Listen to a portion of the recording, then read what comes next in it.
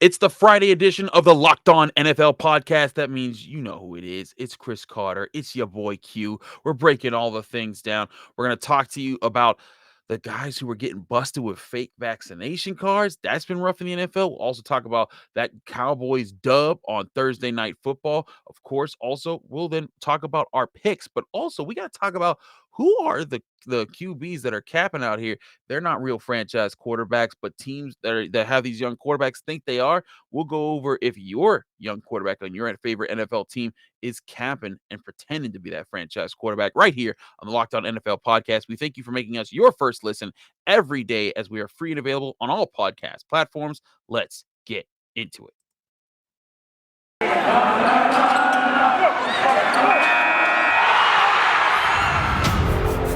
You are Locked On NFL, your daily NFL podcast.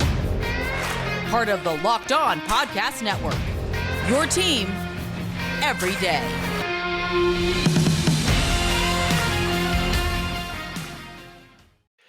And welcome to the Locked On NFL podcast. I'm Chris Carter. He's your boy Q. We are hosting the Friday edition of the Locked On NFL podcast, which you can find on Apple, Spotify, Google Podcasts, Odyssey, and of course, YouTube. Hit this like button on the YouTube video if you're watching it. Subscribe to the Locked On NFL channel for all the updates on your favorite football league. Q, how you been, my man? I'm good, man. Blessed. Ready to be back at it, man. Doing this on this Friday, closing out the week really strong as we always do, man. Look forward to the show and always look forward to NFL action. It's crazy, man, that week 13 is already here. It's insane, man. And I know I've been saying that all season long. Funny, believe it or not, earlier this week, I was actually saying week 14. So I basically acted like a hotel room or a fancy hotel and skipped floor 13 and went straight to 14. I don't know why I did that, but I did. Well, hotels is different because sometimes they skip the 13th floor because of the whole curse thing. But no, I feel you. It's that point of the year where you're just kind of like, well, we're here. It's late, but also we're also feeling weird because typically there's 5 games left at this point of the season. Now there's 6 games left. We're Right. all jacked up right now, man. None of this makes sense. But it also doesn't make sense. Q, players faking vaccination cards. I mean, there's one thing about like Aaron Rodgers, he lied to the media, he led people on the wrong way, but he didn't fake a vaccination card. He wasn't doing all that. I mean, he might as well. He might as well have. He might as well have. Well. I'm not trying to minimize what he did, but it's literally against the law what these guys did. Right. I'm talking, of course, about Mike Edwards, a safety, free agent, John Franklin, and of course the biggest name here, Antonio Brown, the recent Super Bowl champion with the Tampa Bay Buccaneers. He's a former Raider for about 2 seconds, but of course a former Pittsburgh Steeler. So we've both covered him. You, of course, albeit briefly, but this is just another episode where it's just crazy. And it also, again, it stems from Antonio Brown's situation. He didn't pay his chef. That's not new. He's done that a few times. And then his chef outed him. He said, like, they asked me for fake vaccination cards and put him out there. And so now he's suspended for 3 games. Antonio Brown's already been hurt a lot this season. It just seems like such a dumb thing to get caught up in. It really is, and the thing about it is, we talked about it a few weeks ago when the news started trickling out about the chef, and just said how silly it was. And I think we both said on the show, like, "Hey, man, if you don't want to get vaccinated, fine, but just take what comes with it." I mean, like, that's what you're supposed to do.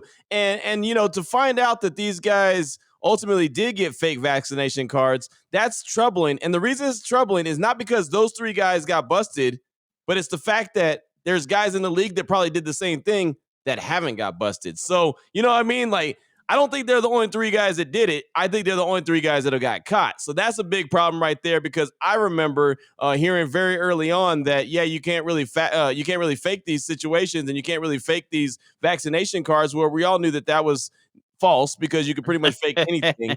And so now you just kind of wonder, like, across the landscape of the league, how many other guys are in that same position? And is the NFL going to take that next step and say, hey, we've got to go back and do a little bit more homework?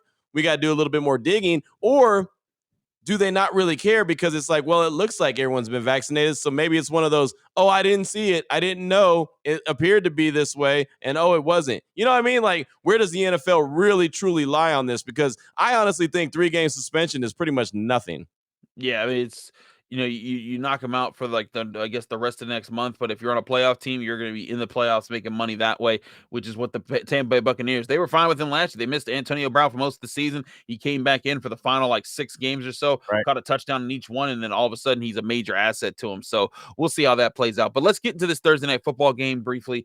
27-17 win for the Cowboys over the Saints, a game that you really felt that the Cowboys should have won with the Saints quarterback situation.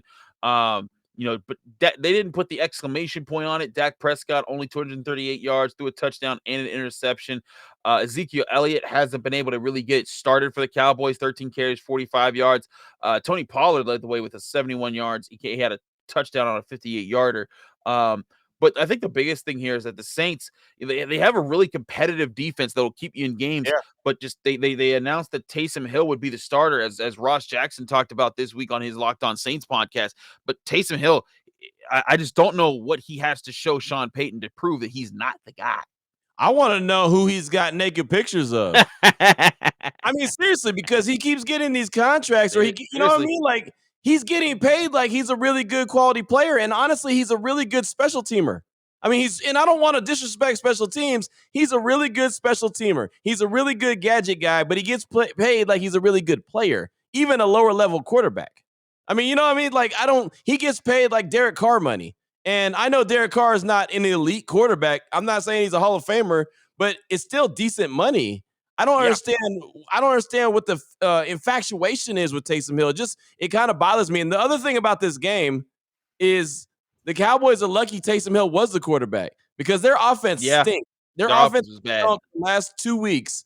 And if it wasn't for Taysom Hill throwing 4 picks, including the pick 6 to a big man, they probably lose this game. Yeah, that's the other thing. This would have been This would have been close if it wasn't for that pick 6. If they had you throwing at the quarterback position instead of Taysom Hill, the game would have been a lot closer. Actually, yeah, you're right, because I'd have thrown a couple touchdowns on them boys. Like, let me let them know right now. I don't want that. I'm just saying Taysom Hill stinks at the quarterback position. He's so bad. It blows my mind. And so the Cowboys, they turned those interceptions into points, and that was great. But their running game has been suspect the last few weeks. Their offense, even Dak, hasn't been very good the last few weeks. I mean, if I'm a Cowboy fan, I'm concerned about this situation, because you are leading the NFC East. You're most likely going to win the division. You're going to go into the playoffs, but with that piss poor offense, you're not going to win a game in the playoffs. You have to get right offensively. Your defense, cool. Offense, not so much. No, I agree with you there. Like, you got to be able to make plays on offense, especially with that roster. Like, as much as we're hyped about Micah Parsons and Trayvon Diggs, that defense is still not completely put together. And if you want to win games with this roster, you got to put up mega points. But back to your point on Taysom Hill, I don't see it. I don't get it. Why does he keep getting these deals? His current contract with the Saints has him with the team through 2026. 5 years for a special teamer? 5 years. Over the next 4 seasons, in 2022, 2023, 24, and 25, he will cost $12.2 million against their salary cap. What are we doing here? I don't get it, man. I don't get it. He's a good player as far as he's a good athlete. A little something to the offense. He's a special teams dude. He has legs. Yes, he can run. I get it. But that's what you're paying for. You're not paying for his arm, but yet they give him contracts that looks like they're paying for his arm. Like, I don't get it. I mean, I don't know. I'm probably making too much of it, but I don't understand why Sean Payton likes him so stinking much. Once Jameis Winston went down, the Saints knew they were in trouble. They're in their first 5-game losing streak since 2005. Wow. In 2005, Sean Payton was not there, and in 2005, Drew Brees was not there. They didn't get there until 2006. They haven't had a 5-game losing streak in the Sean Payton era, and now here they are. And I'm not saying it's all on Taysom Hill, because this is the game he started. But once Jameis Winston went down, they were cooked. Yeah, this Saints team has fallen apart. again, I look at the money that they've handed to this guy. I was covering Pitt, Virginia a couple weeks ago, and Virginia had this guy who they just had FBP as his position because he's a football player, because he caught the Right. ball, he blocked, he ran the ball, did whatever they asked him. That's who Taysom Hill is. He's a football player. I give him Football that, player. Yeah. but he ain't no quarterback. He ain't no No. guy. He's a gadget player, and gadget players should not be getting $12.2 million of your salary cap. That's like this. I mean, you cover the Steelers. You've obviously Mhm. followed the Steelers for a long time. That's like Hines Ward going in at quarterback. Yeah, yeah. You know what I It's mean? it's it's a joke. It's a bad Right. joke. Right. Exactly. Like that's not his role. No. I don't care how athletic he is. Or, I mean, hell, look how long it took for Slash to even get the quarterback position. Yup. You know what I mean? Look at Yup. that. He was a quarterback. He Mhm. had to play multiple roles just to get on the field. Taysom Hill ain't a quarterback. He's not even on close to Cordell Stewart's level when he was in No, Pittsburgh. not Heck, even I close. I'd argue that he's not even on Antoine Randall-L's level. And He's Antoine not. Randall yeah, and Randall came in. At one point, they had Hines Ward, Randall, and Cordell Stewart, all guys that had played quarterback in their careers. That was a wild time. But no, I'm with you. This Taysom Hill experiment is just atrocious. It's dumb. It's stupid. And it's costing the Saints games now at this point in the season. And sure, there's going to be outside circumstances there, but it's costing them games. It's going to cost them a chance at the playoffs if this keeps up. Um, and I think it begs the question: how many teams out there think they have their young franchise quarterback that's going to set them up for the next 5 to 10 years in the NFL? We're going to explore that and answer that question in just a bit here. But first, I got to tell you guys about our great sponsor, Boot Mobile. Boost Mobile, excuse me, Boot Mobile. You That's a act whole like you different. ain't never had no Boost mobile phone. No, I have had a Boost Mobile phone. I'm They about got to me say through. we all had They, a Boost the, mobile, man. we Come the, on now. exactly. Everybody got themselves Pay through a Boost homage to Mobile the phase Boost of their mobile, life. baby. But when it comes to Boost Mobile, you listen to podcasts for the power of knowledge. You switch to Boost Mobile for the power of saving money. Because with Boost, you get the power of a free 5G phone. So you can listen to all those latest episodes on your favorite podcast. The power of 3 unlimited data lines for $30 a month per line, so your family can harness all of that brain power too. And the power of one of America's largest 5G networks, so you can do it all at the speed of 5G. With all that money you'll save and all that knowledge you'll gain, just how powerful will you become? Switch to Boost Mobile to find out. Get a free Samsung Galaxy A32 5G when you switch to one of America's largest 5G networks. More power to save. Boost Mobile, disclaimer, free phone limited to new customers and one per line. Additional restrictions apply. Offers and coverage not available everywhere for all phones and networks. See boostmobile.com for details. We're also brought to you by Built Bar. This holiday season, grab the protein bar that tastes like a candy bar, and even better, a tasty candy bar. Built Bar is filled with so many holiday goodness flavors, rich with decadent flavor and chocolate, but amazingly low in calories, sugar, net carbs, and fat, but high in protein. You get the best of both worlds, delicious and healthy. So many flavors, you'll have a hard time choosing. Will you have a raspberry or a mint brownie or cherry or a double chocolate, a cookies and cream, or a peanut butter brownie? All those flavors are available for you to try at Built Bar. That gives you that extra fuel that you need to bust down those mall doors and battle all the holiday shoppers when you're out getting those last minute Christmas gifts. Or if you're just standing in the endless shopping lines, Built Bar can give you that extra something to keep you going. So throw one in your jacket or your purse. You never know when you're going to need it. And to get that favorite flavor of yours, whether it's something warm, a cozy flavor that you want to cozy up to, or something more marshmallowy for the holidays, you can check out all those different flavors at built.com. They have all the different flavors that you can want on your favorite Built Bar at built.com. Just be sure to use that promo code LOCKED15. That's LOCKED 15 LOCKED15, and you'll get 15% off your next order. Again, that's go to built.com to get your favorite Built Bar flavors delivered right to your door by using promo code LOCKED15 to get 15% off your next order. Now, with that being said, when we do double ad reads, we keep it rolling here on the Locked On NFL podcast. Now, talking about Taysom Hill, the guy stinks. We know he stinks. It's Right. bad. But it made me start to wonder, okay, wait a second. Let's look at how many other quarterbacks are out there, and guys that are, below 35, guys that are like with their team And not like Ben Roethlisberger. Like the Steelers, no, Ben Roethlisberger ain't gonna be here much longer. This is that was just a hey, we didn't see who we wanted in the draft. We're just gonna we'll take another swing with this guy for a year and we'll see what happens. But I'm talking about the teams that have drafted a guy early, have paid a guy on to be on the roster. Teams that have these guys that some fans want to think that they're franchise quarterbacks, but they're just not yet. We're going to start with Taysom Hill at the bottom. As of right now, he has 320 passing yards. He is below Josh Johnson of the Jets, Joe Flacco of the Jets, Cooper Rush of the Cowboys, Trey Lance, Colt McCoy, Geno Smith, Andy Dalton, Tyrod Taylor, Mike White, and a whole bunch of other quarterbacks. Is there any hope in your mind, Q, that Taysom Hill ever works out? No, not at all. Nah, based off everything I said in segment number 1, no. But if Sean Payton thinks he's a quarterback, it could be a quarterback of the future, he's absolutely capping, no doubt about it. He's capping, and this is cap or no cap. There's a segment we did a lot during the offseason. It is cap or no cap time. And if you really think that Taysom Hill is the answer, and I'm talking to you, Ross Jackson, let's talk to you over there, Locked On Saints, because I've heard you praise Taysom Hill like he was going to do something. No way. I'm telling you, Ross. No, Ross didn't do all that. I'm just being excited. It's okay, late I'm about to say. Ross, hey, listen, Ross is much better than that. I was just messing with him. You were capping.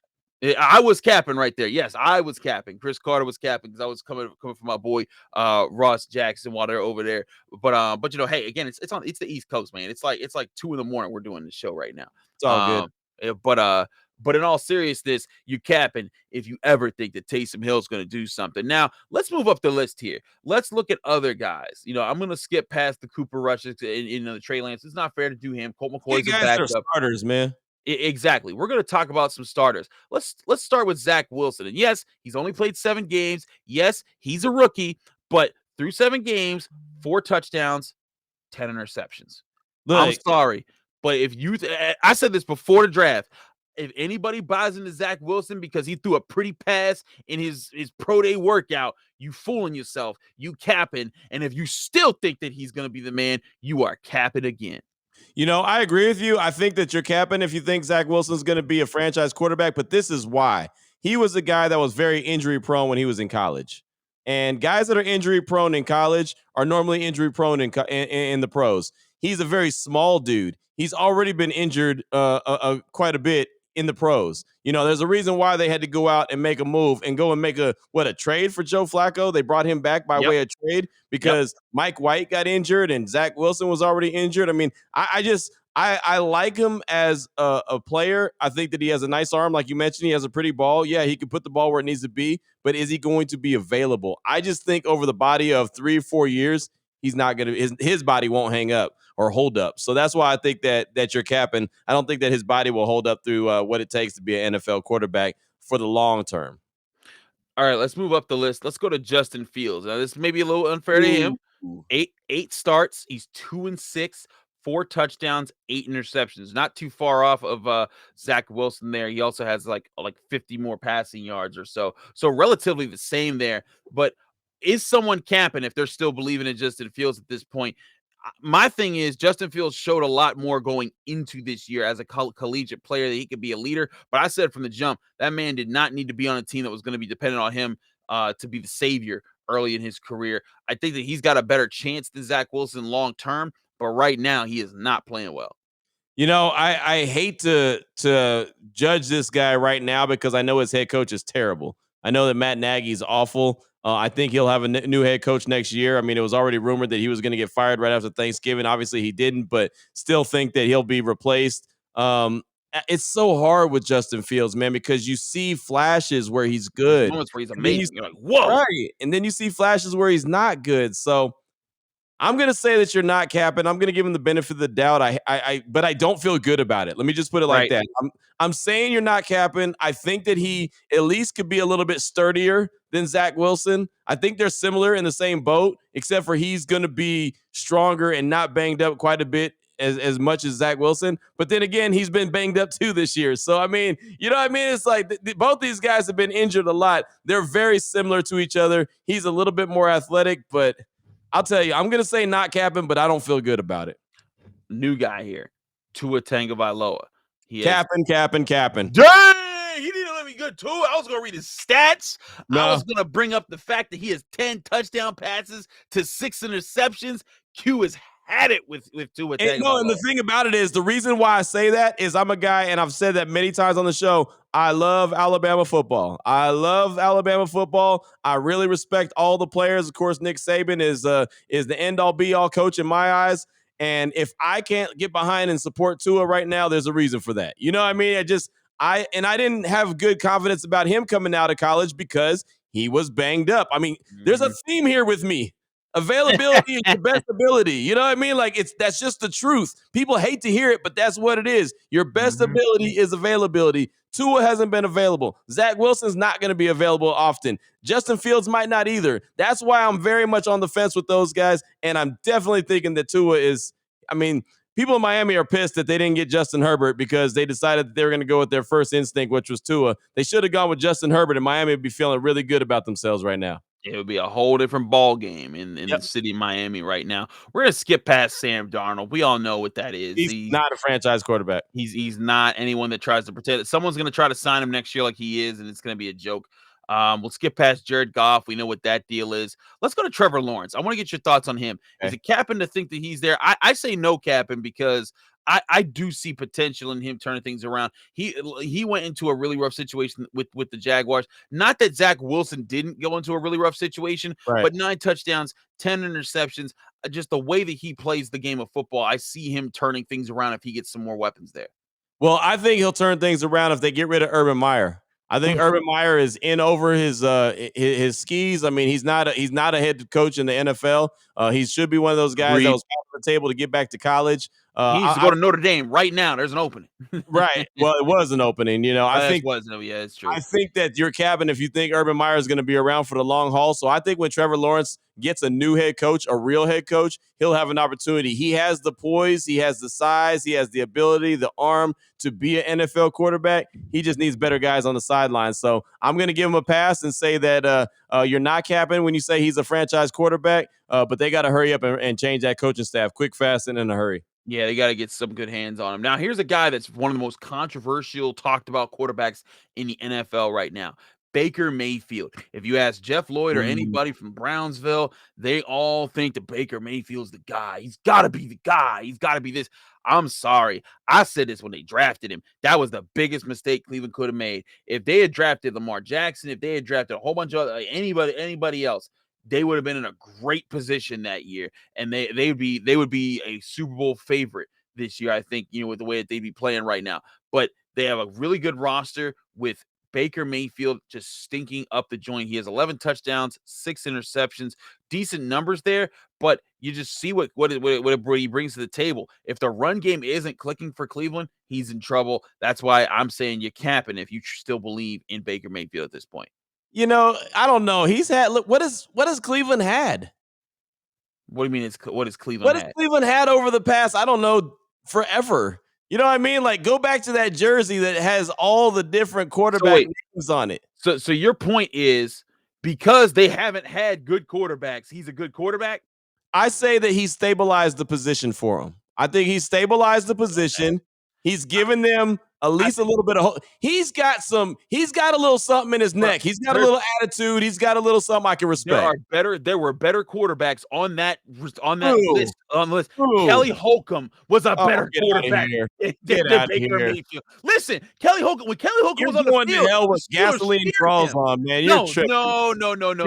Listen, Kelly Holcomb. Where's he at? He can't complete a pass. Look at Baker Mayfield. Get out of here. That's Jr.'s wide open in the middle of the field. He can't throw it to him. Don't tell me. What do you have against the Big 12, man? You guys, you I love Patrick Mahomes. What are you talking about? Get out of here.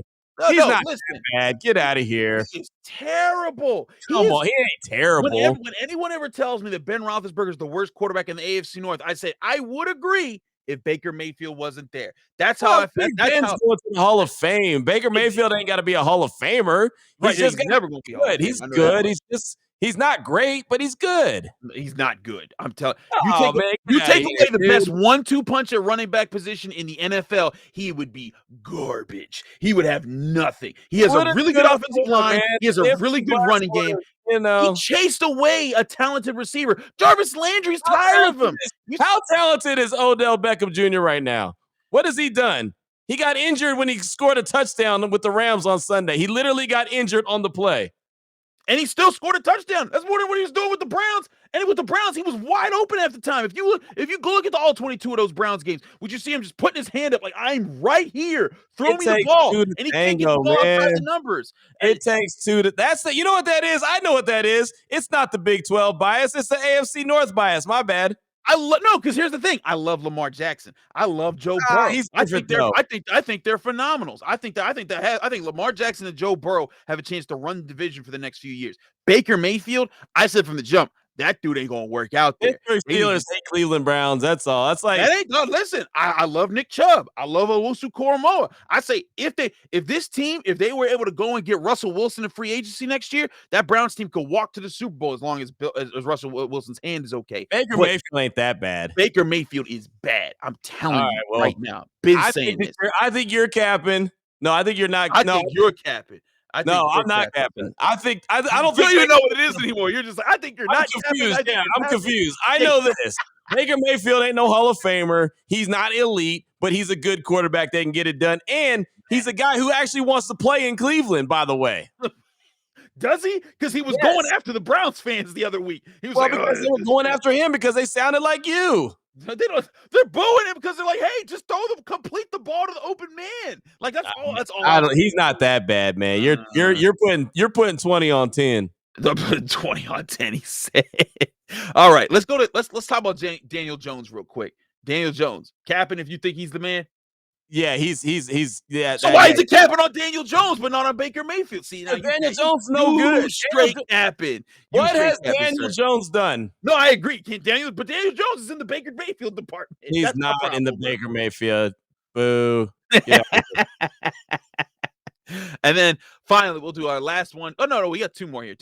Jalen Hurts, 13 touchdowns, 8 interceptions. He's also run a lot though. I give Jalen Hurts the grace period because his offensive line is terrible, and he often has to run with his feet. But I'm not sure if he ever develops. Run with. Of course, he runs with his feet. Yeah, right.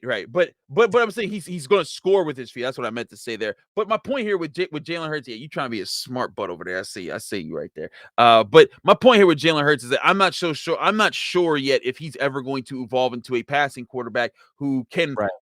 Who can create with his feet to extend the play and then use his arm to make really good passes. I'm not sure if he's going to be that guy. But again, I'm willing to give him a grace period just because their offensive line's so beat up.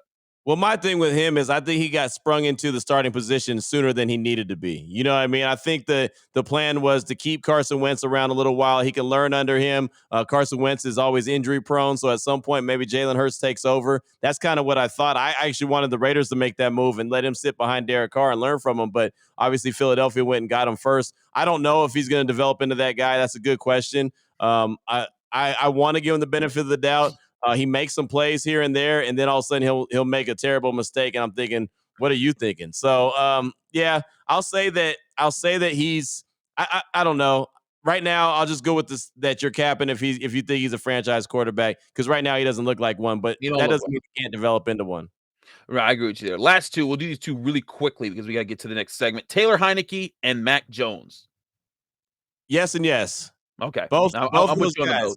Those are no cap. Both of those guys could be franchise quarterbacks. Mac Jones, I think he's already proven it. Taylor Heineke, that's a guy that I like. I like him. He has a little something in his neck. He's got a little chip, a little edge to him. He might not end up being the franchise quarterback in D.C. with the Washington football team. I think he has an opportunity. He's shown a lot. He kind of gets that team to rally around him. Is he going to be an elite quarterback? No, but he's short. He's doesn't have the strongest arm. But he's got that thing in your chest that pumps, man. He's got heart. He's got that will to want to win. I think he leaves everything he's got on the field, and after every play, you can see that he's giving it his all. So I can respect that. So I think he will be a franchise quarterback. I'm not saying with Washington, but I think he'll end up being a franchise quarterback somewhere. Yeah, I could see that too. One thing though, I didn't realize he's 28 years old. He's a lot older than you think when Right. you're thinking like, oh, he hasn't been around that long. Mac Jones also, I just think that he's playing at a really good level. He's in the perfect place to grow as a Yep. quarterback. So he's fine. And to let y'all know, if there's someone out there like, oh, why didn't you talk about Justin Herbert or Joe Burrow? It's because we know that they ain't No captain. brainers. No Like, brainers. yeah, like those are no brainers. So we're going over guys that like people might be discussing as potential non-franchise quarterbacks. So that's that. But let's take a quick break. We're going to talk about Bet Online, and then we get to our pick six for the weekend. Bet Online has you covered for all your seasons, all your props, your odds, your lines, and all the information that you could need more than ever before. As football season continues its march to the playoffs, Bet Online remains your number one spot for all the sports action this season. Head to the new updated desk or mobile website to sign up today and receive your 50% welcome bonus on your first deposit. Just use promo code Locked On to receive your bonus at any point in time. From basketball to football to NHL to boxing and UFC, right down to your favorite Vegas casino games. Don't wait to take advantage of all the amazing offers available for the 2021 season at Bet Online, the fastest and easiest way to bet on all your favorite sports. And Bet Online, where the game starts.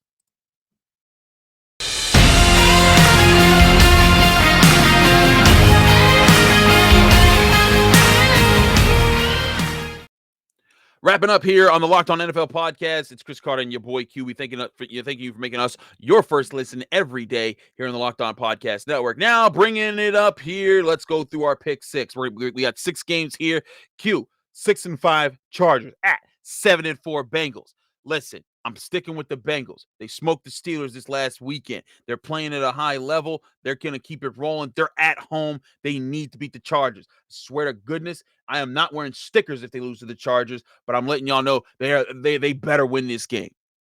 You know, it's going to be a tough game. It really is. But I think that the Bengals got their mojo going. They got the get right game against the Raiders. They gave the Raiders the business. Then they turned right around and beat the Steelers. And I think the running game with Joe Mixon is really cooking right now at the right time. You want to be able to run the rock very effectively in December, and I think that's what they're going to do. So I think that they really bring it to the Chargers, who have a very terrible run defense. So yeah, I think Cincinnati runs all the way to the bank. Joe Mixon and the Bengals win this game. Now going along to the team you just mentioned, the Las Vegas Raiders at 6-5 host the 5-6 Washington football team who's on a roll. I'm going with Washington. I believe in Taylor Heineke. I believe in what they got going on. No offense to your Raiders, Q. I just think they've gone through way too much drama this year.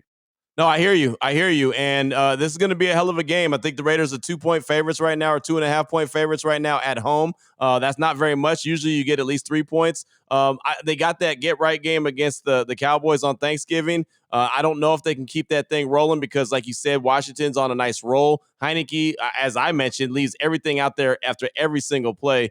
I want to give the Raiders the nod because they're at home. But man, I'll tell you, the way that the Washington football team plays with they don't give the ball up very often. They like to have that time of possession. It's going to be tough. The Raiders are going to have to go out there like they did against Dallas and score on the first drive, get an early lead, and force them to get out of their element, which is run the rock, run the rock, run the rock. I'm going to roll with the Raiders in this one. Because they need the game really badly. They still have an opportunity in the crazy AFC West. So I'm going to give them the nod right here. But this is a game that I'm very much on the fence. And if Washington comes out as the top, as winning it in 4 games in a row, it wouldn't shock me at all. Keeping it with the 4:00 game that is a big AFC North showdown. 8-3 Ravens at 5-1 Steelers. The Steelers, of course, coming off a 3-game losing streak right now. Or actually, no, is it 2-game? It's a 3-game non-winning streak because they tied the Lions, lost to the Chargers, and then lost. But when you tie the Lions, it feels like a loss, anyways, right? Right. So that's the situation they're in. I can't in good conscience pick the Steelers right now. I think that it'll be close because almost all the Ravens Steelers games are close. Right. They come down to it. I think the Ravens win with a Justin Tucker field goal at the end. But this would change if I knew that TJ Watt was playing. If TJ Watt was playing, I think that they would be a problem. But the Steelers are too hurt up at front right now to be able to contain Lamar Jackson. I think that's going to be a problem for them, and their offense doesn't have the answers yet. Even if the Ravens offense isn't clicking, it's averaging 12 points a game over the last 3 games. That's abysmal. But I still look at that and I say Lamar Jackson can get out on the Steelers if TJ Watt's not there. Is Mike Tomlin going anywhere after this year? He better not be. I don't think he is. I'll say there's Pittsburghers that wish he would. There's a lot of Pittsburghers that are like, oh, he's gonna do this. He ain't leaving for a college job. I'll tell you that. No, yeah, but there's no way that Pittsburgh just moves on from him, right? it would have to be his decision. I don't think Okay. that the Rooneys would give up on Mike Tomlin. They really believe in him. Heck, I put it this way: when Bill Cowher had back-to-back losing seasons and then missed the playoffs for a third season, they gave him an extension. And there were a lot of people in Pittsburgh, if you read back in articles back in like the late 90s and the early 2000s, they're like, why did you give this man an extension? He hasn't won you a Super Bowl. He's been missing the playoffs for 3 straight years. Why would you do that? It's because they believed in the culture that Bill Cowher had in the locker room. Mike Tomlin has that culture in the locker room, guys that want to fight every single season. That's why he's not had a losing season yet. And that's the thing here in Pittsburgh. People say the sky is falling. They're 5-5-1. They're literally at 500. They're right in the playoff mix. But in Pittsburgh, the standard is the standard, and people say the standard needs to be winning Super Bowls every year, even though it's just not realistic. So people are tripping right now. But I say Mike Tomlin stays. Well, with all that being said, I'm going to say Pittsburgh wins this game. Baltimore has played very good. They haven't played good at all. They played terrible, especially offensively. And, I think Mike Tomlin is a difference maker. So I think he gets this Steeler team fired up, ready to rock and roll. And Lamar Jackson will probably make a couple mistakes. He came off a game where he made a ton of mistakes. He just was playing against a piss poor team. So I think Pittsburgh finds a way to win this one. I don't know how they win it, but I think they win it. NFC West showdown, 6-5 Niners at 3-8 Seahawks. Listen, I'm sorry. I love Russell Wilson, but they done. I'm going with the Niners. I'm going to roll with Seattle here. I'm going to roll with Seattle. Russell Wilson didn't look good on Monday Night Football against the Washington football team, but I think now that he, gets a little bit more of, some rest and a little bit more practice under his belt, and San Francisco's not that good anyway. I mean, they run the ball really well, but they're not that good. So I'm going to roll with Seattle on this one. I think that Russell Wilson gets right in this game. They've only won 3 games all season. They've got to find a way to pick up a W. Back-to-back splits between the two of us here. You have the Raiders. I have Washington. You have the Steelers. I have the Ravens. You have the Seahawks. I have the Niners. Broncos at Chiefs here. All right. I dare you to pick the Broncos because I'm taking the Chiefs. I'll pick the Broncos. Whoa! Look at this guy over here. He's got cojones. Yeah, I mean, hey, look at the AFC West. That's literally true. One game separating the whole division. That's true. It is close. I'm surprised that the Broncos are playing as well as they are, to be honest. I mean, they traded Von Miller, then they proceeded to win a game against the Cowboys, proceeded to win a game against the Chargers. I mean, they're winning games. Now, this one, is at Arrowhead, I do believe, right? It is in Kansas City. Which is going to make it a bear. But just because everyone believes that Kansas City is going to win is the reason I'm going to roll with Denver in here. I think the Broncos, they have a fighting chance with that defense, and maybe they force Patrick Mahomes into a couple turnovers, and they come away winning the game. So I'm going to roll with Denver in this one. I don't feel great about it. I'm not saying it's a lock or anything, but I do think that they have a fighting chance with that defense. All right, my game of the week right here, 8-4 Patriots at 7-4 Bills. The Patriots say this is our division. The Bills are saying, no, your time was done, man. That was the last 20 years. It's our time. This is a chance for the Bills to say it is our time, but I'm rolling with the Patriots. They're too hot right now. They're playing well on defense. They're playing well on offense. The Bills have been very roller coastery lately. I think the Patriots, they're going to end up splitting the series, but I think the Patriots in this game, they find a way to win. In Mac, I trust. There you go. A converted Mac Jones guy. I didn't believe in him when he was in the draft. I thought he was a product of the talent around him, and that's saying a lot for a guy like me who really respects Alabama football. I normally would say, hey, yeah, he's from Alabama. He's good to go. But I just thought the product around him was better than he was, but he's showing that he can be the guy. So I got a lot of respect for Mac Jones. Mac Jones. And so, yeah, I'm good. I'm good to go. I'm rolling with the Patriots. I thought you was going to go, well, I tried to tell you so, but I guess you didn't know. Yeah. That's it. Yeah.